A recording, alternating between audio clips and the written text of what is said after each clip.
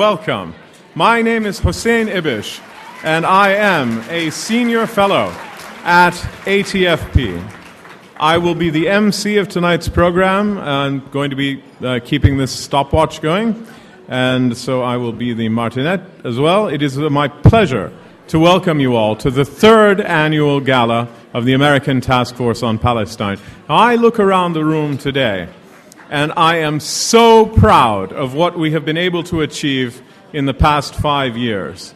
I can remember our first fundraiser that we held 4 years ago at Bus Boys and Poets, which many of you may know, and we had slightly over 100 people in attendance and raised, I believe, something like $28,000.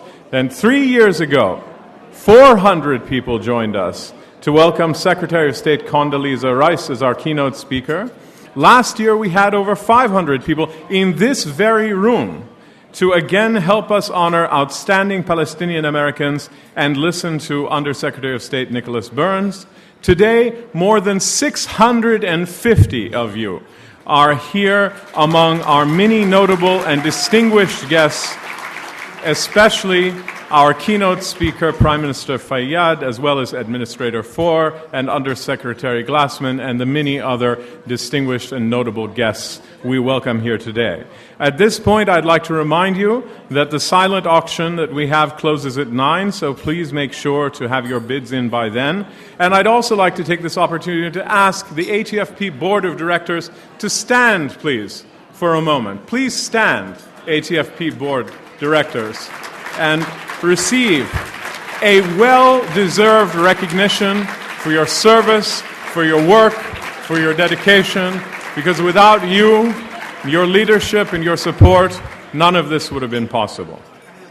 And it's now my privilege to turn the podium over for the formal welcome to this gala to a remarkable man that I have worked with in various capacities for more than 8 years now, and with his wonderful wife, Naila, for exactly 10 years this month, I started working with her.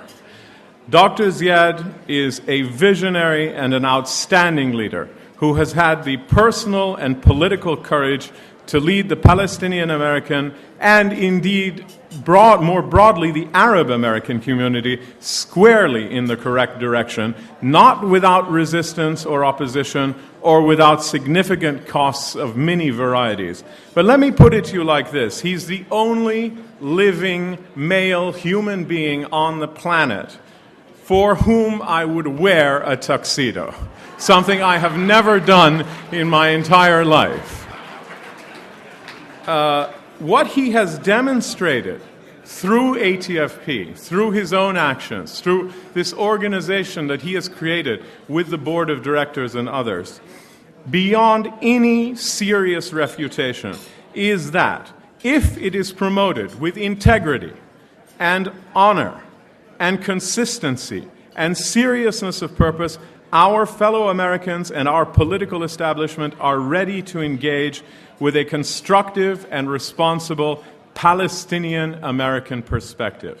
It's been an honor and a privilege for me to work with him and all my colleagues at ATFP over the years. And while there's a lot of praise for many to share, I think all of us in this